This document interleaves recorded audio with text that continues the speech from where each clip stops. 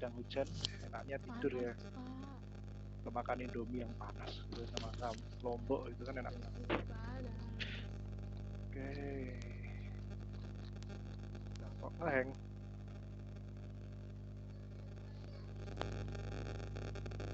Sudah kelihatan share screen saya? Terlihat Pak. Terlihat. Sudah Pak. Oke.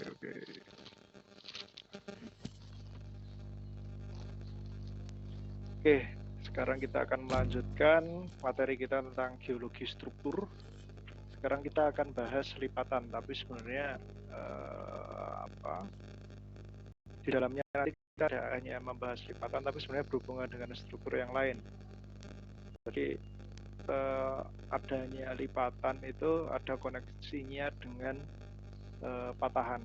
Sebenarnya tenaga yang menyebabkan kedua hal itu sama. Kedua hal ini nanti ada patahan dan lipatan ini juga akan berpengaruh terhadap bentukan lain. Apa itu join yang kemarin kita pelajari? Ya, itu semua ada hubungannya. Nah, sebenarnya lipatan itu apa sih? Mungkin ada yang sudah tahu, sudah pernah membaca, apakah lipatan itu?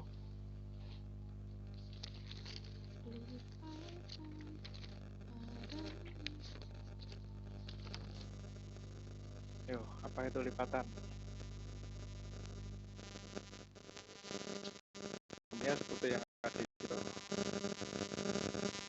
Oke, silahkan mulai dari Mas Rizky. Baik Pak, terima kasih atas waktunya. Saya ingin menjawab, lipatan merupakan struktur geologi yang terbentuk karena adanya tenaga endogen yang menyebabkan deformasi pada batuan dan tersebut mengalami suatu penekukan dan juga mengalami suatu pengangkatan pada bagian yang sisi lainnya. Terima kasih Pak. Oke, terima kasih Mas Rizky. Intinya tadi dari tenaga endogen, kemudian ada deformasi dan seterusnya. Oke, kalau Mbak Rizky ya mungkin mau melengkapi atau menambahkan. Izin menambahi aja Pak. Kalau menurut ini Hill tahun 1953, lipatan itu pencerminan dari suatu lengkungan yang mekanismenya disebabkan oleh dua proses, yaitu bending atau melengkung dan buckling atau melipat. Pada gejala buckling, gaya yang bekerja sejajar dengan bidang perlapisan, sedangkan pada bending, gaya yang bekerja tegak lurus terhadap bidang permukaan lapisan. Oke, terima kasih. Artinya apa Mbak? Bending sama buckling tadi apa? Ya, bisa digambarkan ya? Pakai bahasa awam kira-kira gimana?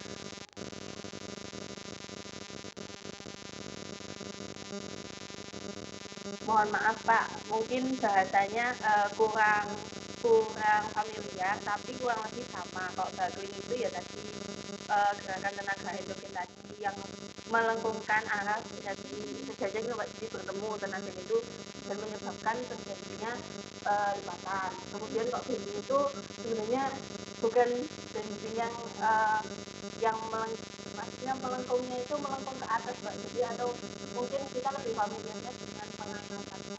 Bahasanya emang agak susah Pak, saya juga kurang paham. Ini saya kutip dari pendapatnya. Oke, terima kasih. Baik, kita akan coba melihat seperti apa definisinya itu nanti. Ya. Jadi yang perlu kita pahami di sini adalah, oke, ada lipatan, ada patahan, ada join, terus apa? Dari sisi geografis, apa hubungannya? Kenapa kita harus tahu itu? Nah, itu endingnya nanti. Oke.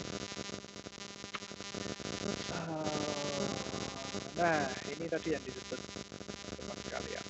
Intinya, suatu struktur geologi itu akan bentuk karena adanya deformasi. Nah, di pertemuan yang lalu kita juga sudah membahas sedikit mengenai deformasi. Nah, deformasi itu kan ada perubahan arah, perubahan bentuk, kemudian ada rotasi, itu adalah deformasi.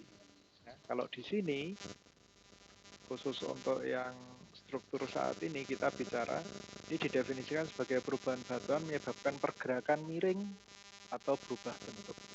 Nah, kita nyebut di sini berubah bentuk karena kita bicara lipatan, ya. Makanya bentuknya berubah.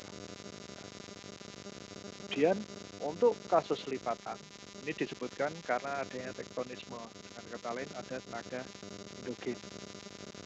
Coba kita lihat di gambar yang di sini. Jadi gambar yang di kanan bawah ini adalah sketsa dari gambar yang ini. Nah, ini menarik sebenarnya. Dari gambar ini, sketsa ini kita bisa tahu bagaimana si kreatornya, pembuatnya itu menggambarkan atau mendefinisikan apa yang dia lihat. Ya, ternyata di sini dia mendefinisikan di sini ada patahan di sini, ya, ada fault. Lipatan dan patahan itu biasanya berdekatan.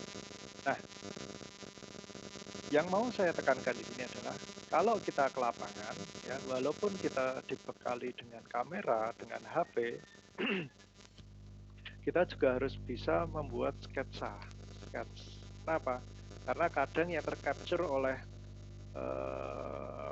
foto, oleh kamera itu tidak representatif, sehingga kita harus menggambar ulang sesuai dengan kondisi yang ada di lapangan. Ya. Karena apa yang kita tangkap melalui kamera itu adalah gambaran 2 dimensi. Sedangkan kadang yang harus kita jelaskan itu adalah gambaran 3 dimensi. Sehingga kita butuh membuat sketsa. Ya. Bagaimana penampangnya kira-kira, bagaimana kalau kita lihat dari sudut pandang sudut sekian, katakanlah, sehingga membentuk pesan 3 dimensi. Nah, itu semua harus bisa kita gambarkan sebagai orang lapangan. Ya. Karena kalau kalian lihat buku-buku zaman dulu, buku-buku tua, itu nggak ada yang pakai foto, karena belum ada foto. Semuanya digambar. Ya, makanya ilmuwan dulu itu juga seninya main. Ya. Nah, besok kalian juga akan berlatih ini. Ketika praktikum, kalian juga akan belajar menggambar. Ya. Oke, kita lanjut. Nah, apa ini? Ini ada stres. Nah, stres inilah yang nantinya menyebabkan terjadinya deformasi. Ya. Jadi ada stres nanti ke deformasi. Jadi suatu batuan kalau dia sudah tidak bisa menahan stres, jadinya adalah deformasi. Nah, bentuknya ada apa saja? Tadi kalau Mbak Rizkia tadi ada 2 ya, arah gayanya. Nah, ini di sini gayanya ada 4 macam. Ya. Jadi yang pertama ada confining pressure. Nah, kalau confining pressure itu dia dari segala arah. Dia menekan objek itu atau formasi batuan itu dari segala arah. Depan, belakang, atas, bawah, kiri, kanan. Ya. Nah, ini menyebabkan apa? Menyebabkan dia menjadi lebih padat atau shrinking. Kemudian dia volumenya berkurang. Ya, karena lebih kecil dia jadinya. Oke. Ini yang confining pressure.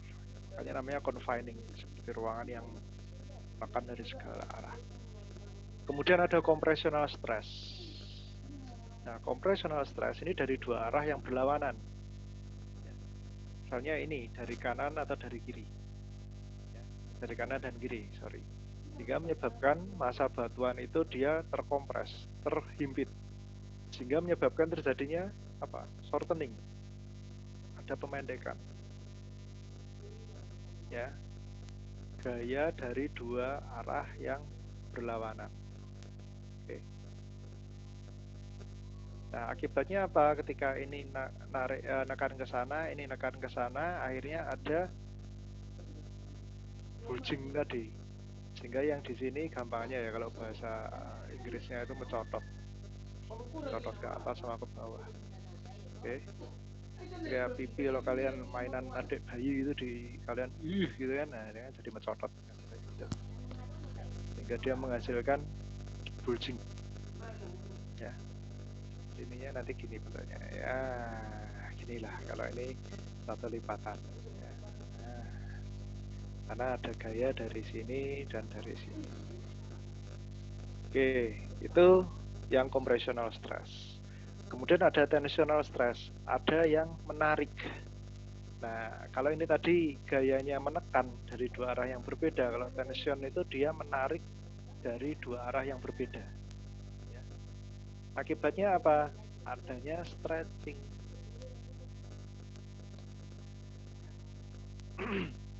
Nah, ini kebalikannya yang shortening. Kalau ini jadi memanjang. Memanjang atau memipih. Memanjang atau memipih. Sehingga ini nanti jadi mendelong gini. Mendelong itu bahasa Indonesia nih. Ya. Ya, jadi gini. Karena dia tertarik. Ya, ada yang ke sisi sana, ada yang ke sisi sana. Ya. Nah, ini nanti kalau ada lapisan batanya ya dia bentuknya gini. Nah. Oke. Yang keempat, ada shear stress atau shear stress. Nah, ini dia gayanya dari arah yang berbeda tapi saling berpapasan. Misalnya yang satu ke arah sana, satu ke sana, atau sebaliknya, atau satu ke sana, satunya ke sana. Ya. Itu juga bisa. Nanti dia hasilnya akan seperti ini bentuknya.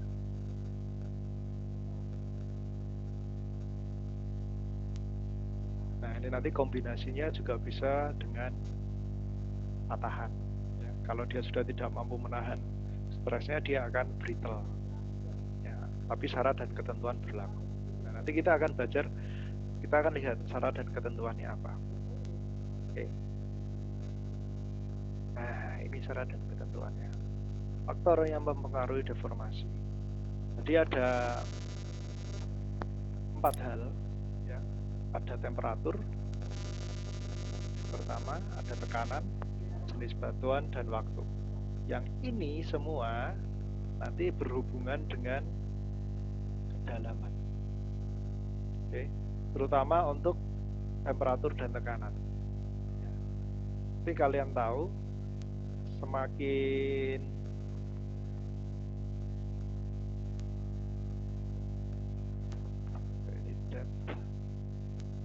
dalamnya semakin tinggi, maka ini tekanannya semakin tinggi juga. Pressure. Dalamnya makin tinggi, tekanannya makin tinggi, di sini makin rendah tekanannya. Makin ke permukaan, tekanannya makin rendah. Nah, begitu juga dengan temperaturnya. Semakin ke bawah bumi, dia semakin tekanannya tinggi dan suhunya makin tinggi. Akibatnya apa? Nah, kita lihat di sini. Di gambar yang di sini.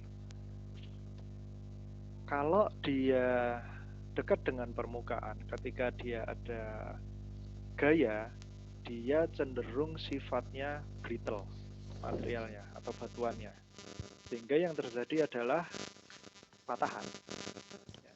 Tetapi jika dia terjadi di tempat yang dalam, ya, maka batuannya lebih bersifat daktil. Dia lebih soft, lebih lunak. Nah, maka dari itu yang terjadi adalah lipatan. Itu kalau jenis batuannya sama. Gimana kalau batuan sedimen yang ada di atas sama di bawah, ya bisa sama-sama terlipat, walaupun dia di tempat yang shallow. Mungkin karena batuan sedimen itu originnya atau sifat aslinya kan dia memang unconsolidated, dia memang tidak kompak, sehingga dia sifatnya lebih elastis. Tapi kalau kita bicara batuan beku, batuan metamorf, nah sifat ini bisa berlaku. Nah, kalau untuk patahan ketika ada compression, ketika ada penekanan dari dua sisi, maka yang terjadi adalah reverse faulting. Ada sesar naik, sesar turun. Nah, kalau untuk yang di dalam batuan sedimen ya terjadinya lipatan nanti. Nah, kalau ada tension yang tadi perenggangan, maka yang terjadi bisa ini sisi sini ke sana, ini sisi ke sana, yang tengah amblek ke bawah. Jadinya adalah graben. Ya. Graben. Jadi patahan di kedua sisi seperti di Jogja. Jogja itu kan graben. Jadi ada patahan di sisi timur dan sisi barat. Oke. cuma tidak patahan murni sebenarnya. Nah, kalau di kedalaman dia stretching, jadi seperti yang sudah saya jelaskan tadi ya. Nah, kalau yang shear, nah nanti jadinya strike slip atau sesar geser. Itu kalau batuannya brittle, kalau enggak ya patahan lipatan biasa tapi horizontal. Ya, seperti itu. Oke, sifat-sifatnya ini bisa kalian baca sendiri dan dilogikakan sendiri, sudah sering saya jelaskan. Nah, kemudian sekarang ini waktu. Nah, kita belum pernah bicara mengenai waktu. Jadi, jika tenaga yang terjadi atau stres yang mengenai suatu formasi batuan itu waktunya pelan-pelan dalam jangka waktu yang lama, cenderung sifatnya daktil nanti formasi batuannya. Ya. Tetapi kalau tenaganya yang bekerja itu cepat dan besar, tiba-tiba, maka yang terjadi adalah brittle. Contohnya apa yang ini? Gempa. Ya. Ketika ada gempa, maka yang terjadi adalah langsung hancur batuannya. Ya, jadi tenaganya begitu terkumpul langsung lepas, hilang. Nah, maka yang terjadi adalah brittle. Oke. Sampai sini ada pertanyaan?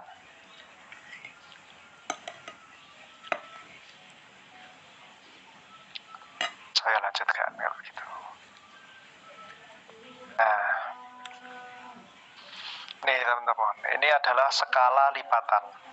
Jadi lipatan itu bisa ditemukan dalam berbagai ukuran, ya, mulai dari mikro, meso, sampai makroskopis atau megaskopis. Nah, kalau yang mikroskopis, nah, kita bisa lihat ini dilihat dari mikroskop yang mikro. Jadi ini mineralnya yang ketekuk, ya. Ini mineralnya yang terlipat.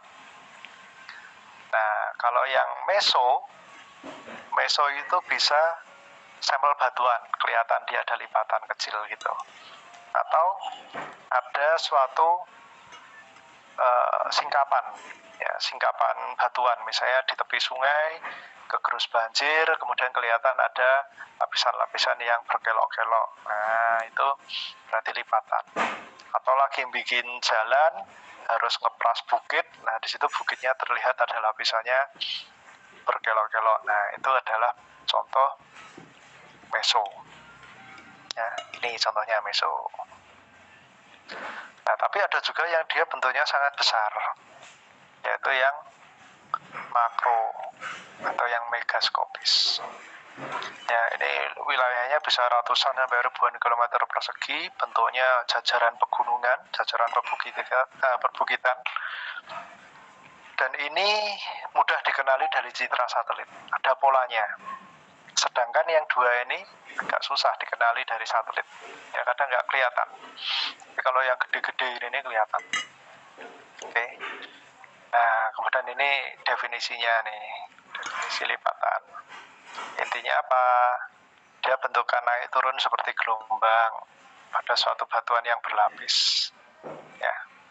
Nah, tapi ada juga yang lapisannya tipis, ada yang lapisannya sangat tebal sekali. Ya. Nah, ada yang berupa bentuknya laminasi. Laminasi itu perlapisan tapi ukurannya kurang dari 1 cm. Ya.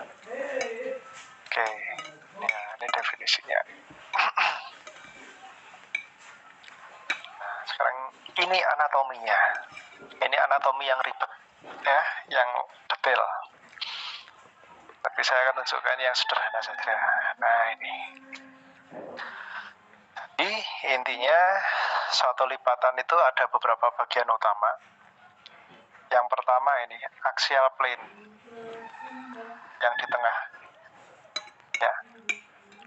Jadi dia membagi dua bagian ini sama, kanan dan kirinya, ya. Nah, ini kemudian kita sebut juga hinge line. Hinge line itu hinge to engsel, ya. Jadi tempat dia membengkok, ya, itulah engsel.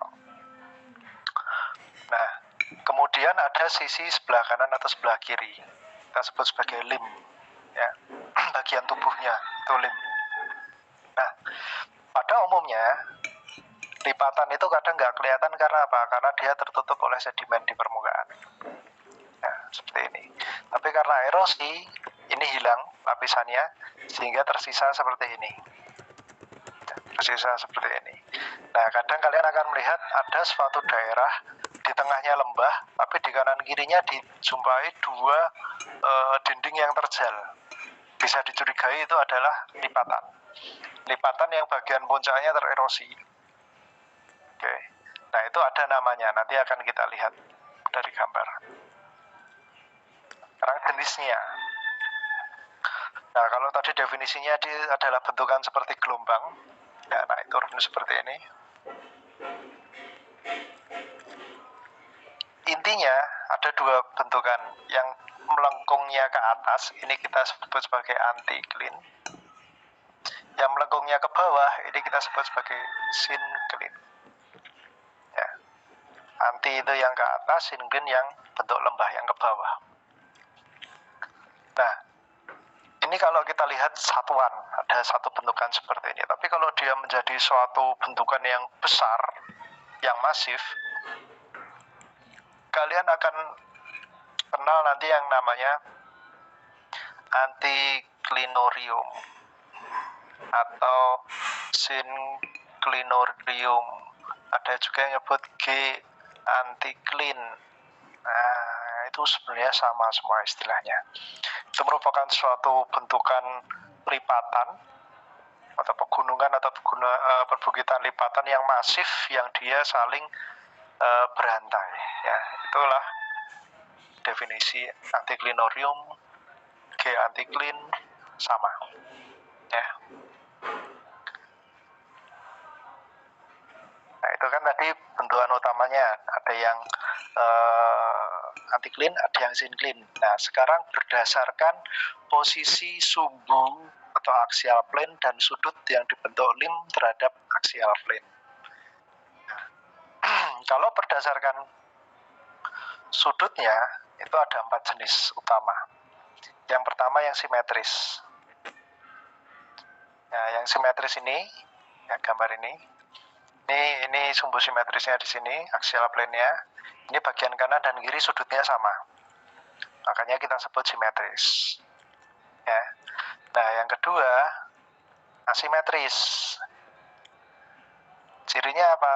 Axial plane-nya dan limnya itu sudutnya nggak sama. Nah, seperti yang ini kan gambarnya gini nih.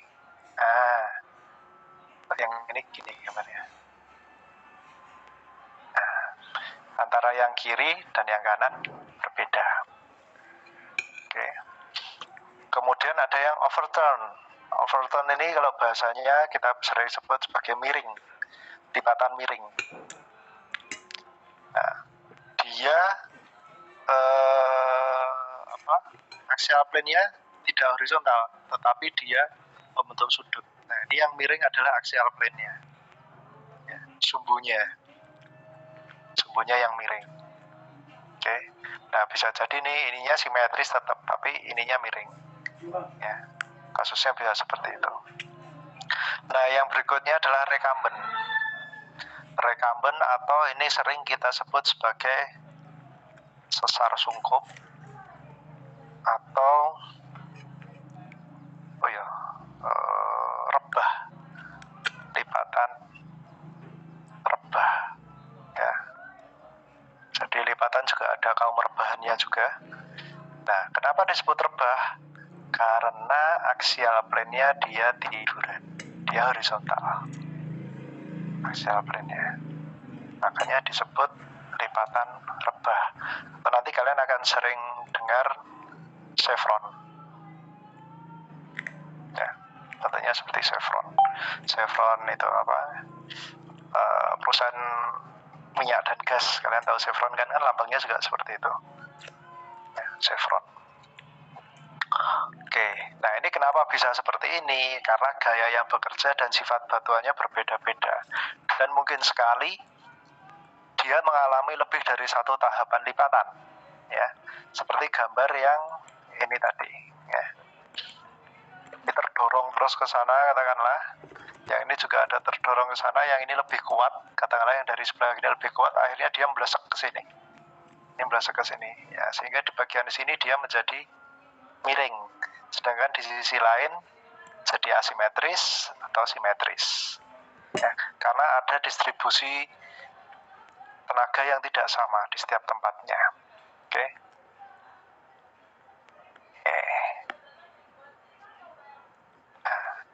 Ada bentuk lain lagi, sama-sama lipatan, tetapi yang ini kita sebutnya plunge fault atau lipatan yang menunjam.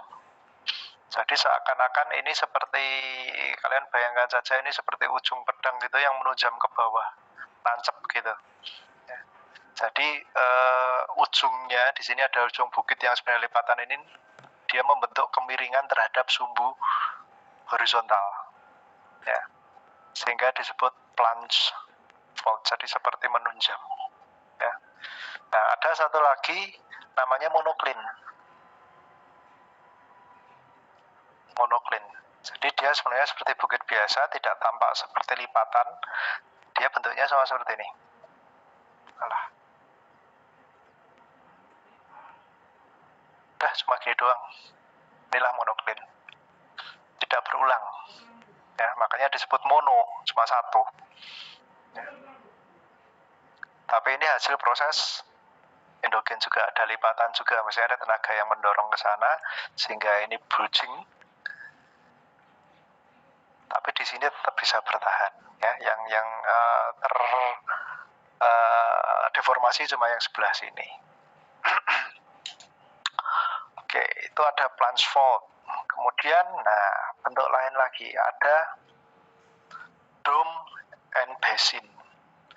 Itu juga bentuk-bentuk dari lipatan karena dia berlapis, tetapi lipatannya dia secara vertikal tenaganya. Ya.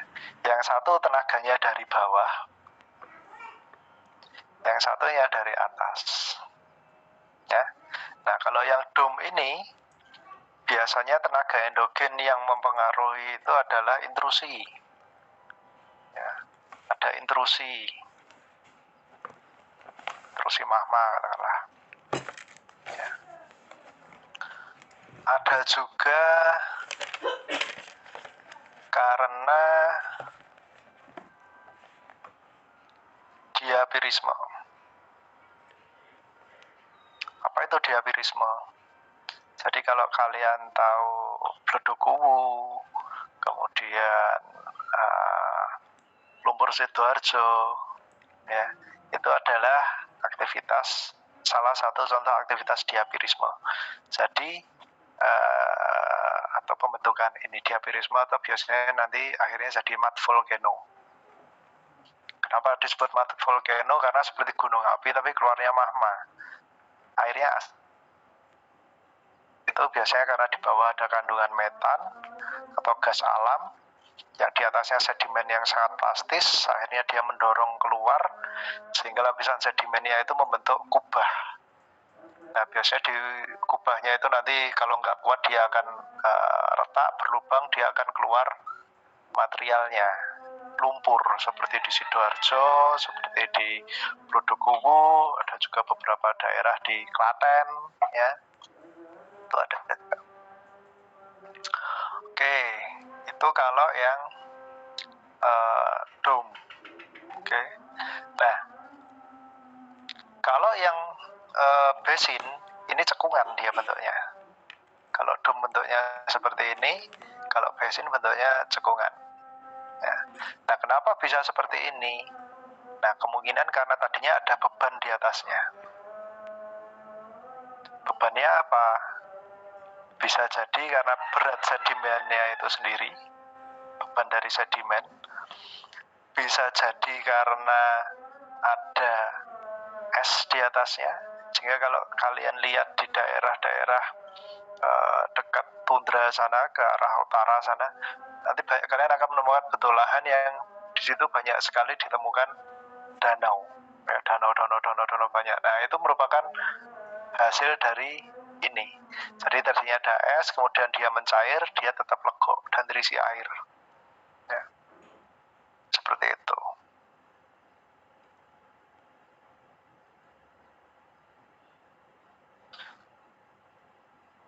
Oke, sampai sini ada yang mau ditanyakan? Ya, loadingnya lama. Nah, di selatan itu kan ada zona subduksi. Akhirnya karena ada subduksi itu, dia menyebabkan terbentuknya barisan pegunungan di bagian tengah. Nah, seperti kalian lihat di sini, tengah itu isinya apa? Isinya gunung. Ya, gunung api. Kemudian tenaga terbesar kan di sini nih. Sehingga yang paling banyak terdeformasi itu, banyak patahan dan seterusnya itu di bagian selatan. Ya, selatan ini ngangkat. Ya, ini ngangkat, ya, Sukabumi ke barat, kemudian ini ada Gunung Sewu, Pacitan, Blambangan, ya, di Banyuwangi. Kemudian ada sedikit sini di Ayah, tadi yang dekat Ayah, Karangbolong ya. Nah, ini terangkat juga. Nah, tapi di bagian sebelah utara itu banyak dijumpai sedimen. Nah, akibatnya apa? Tenaga hasil dari tumbukan yang di selatan itu sampai ke utara, dia tidak menghasilkan patahan. Ya memang ada patahan, tetapi sebagian besar bagian utara ini adalah lipatan. Ya. Bahkan Pulau Madura, terus ini ada pegunungan Kendeng, ya, sampai ke arah barat sana, itu dia adalah barisan lipatan. Nah, ini sering nyebutnya antiklinorium Rembang atau perbukitan Kendeng. Nah, itu lipatan semua isinya dengan material yang bermacam-macam. Ya, di sisi utara. Nah, apa di sisi selatan nggak ada? Ada juga. Ya, misalnya di sebelah sini, di Karangsambung sini, ini ada juga lipatan. Dan beberapa tempat yang sifatnya lokal, dia juga mengalami lipatan. Ya. Nah, pertanyaan saya,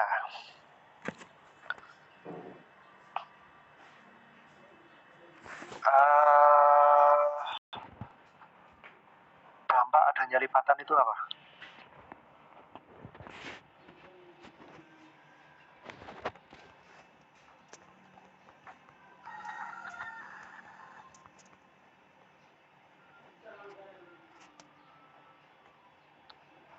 Ayo, dampaknya lipatan itu apa?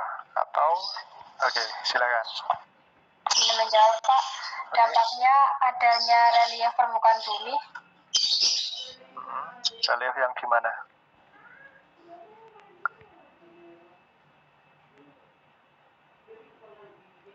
Gimana Mbak Barokah?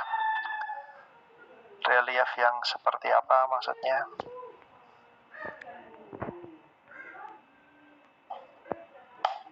Oke, Mbak Friska, silakan. Izin menjawab, Pak. Mungkin dampak adanya lipatan bisa menghasilkan bentuk permukaan bumi yang bermacam-macam. Mungkin yang jika di suatu daerah ada lipatan yang menarik, bisa dijadikan tempat wisata. Banyak orang yang datang situ untuk melihat lipatan-lipatan tersebut. Mungkin itu, Pak. Lihat lipatan ya? Maksudnya melihat daerah yang ada di situ. Oke, tapi betul juga ya. Beberapa tempat sekarang dijadikan wisata minat khusus karena dia memiliki sesuatu yang unik. Dia punya kenampakan geologi yang unik. Ya, contohnya Gunung Sewu itu sudah jadi geopark sampai ke arah Pacitan sana. Kenapa? Karena dia punya Kars.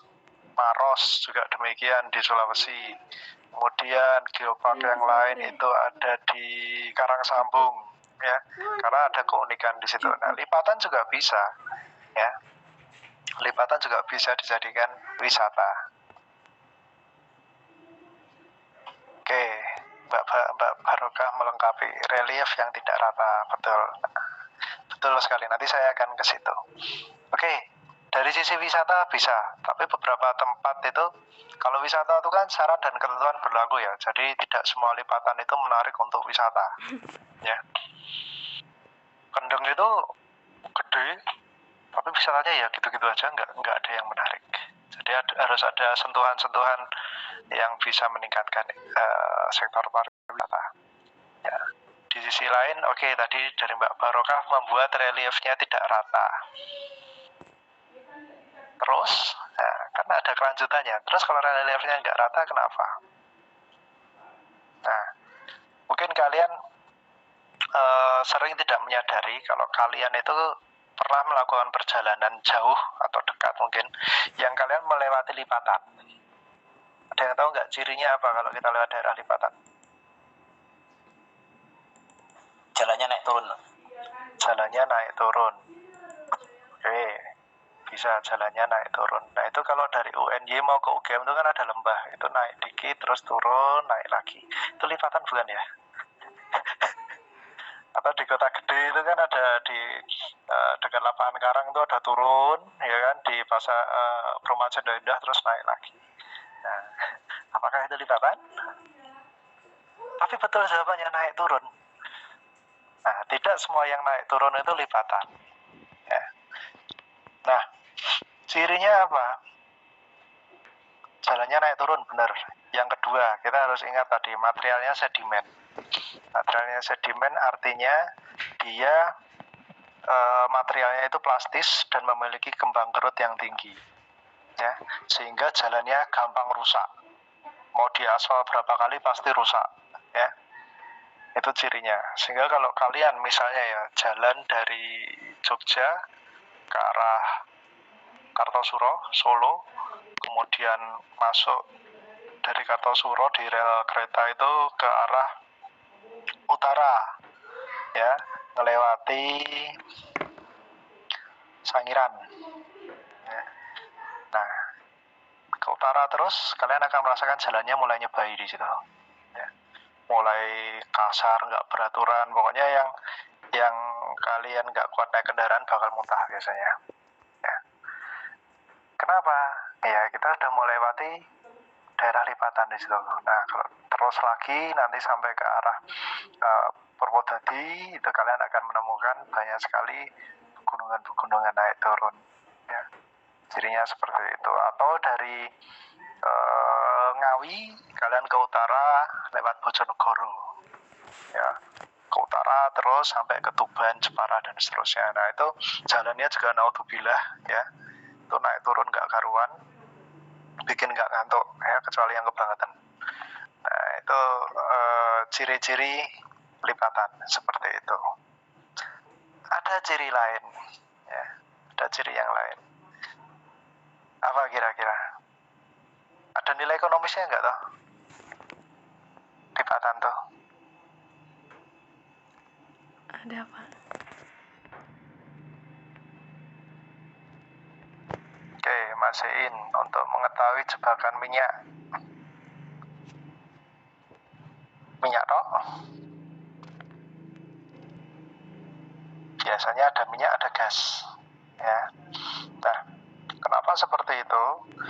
Jadi lipatan itu kan dari batuan sedimen. Batuan sedimen itu berpori dan biasanya sedimennya itu berasal dari sedimen-sedimen laut atau danau yang dia mengandung banyak organik sehingga akan terbentuk minyak dan gas di situ. Nah, makanya orang-orang pertambangan itu kalau mau nyari migas, minyak dan gas itu pasti nyari daerah lipatan. Contoh yang di Jawa saja, nggak usah jauh-jauh. Ya saya nggak nunjukkan Kalimantan, soalnya citranya besar sekali, berat. Saya nunjukkan yang Kalimantan. Nah, yang Jawa. Jadi daerah sini, daerah utara Jawa sini, segini nih, itu isinya kemungkinan minyak dan gasnya tinggi. Makanya kalau kalian main ke arah sini, itu ada banyak tambang di sini. Tambang minyak dan gas. Dari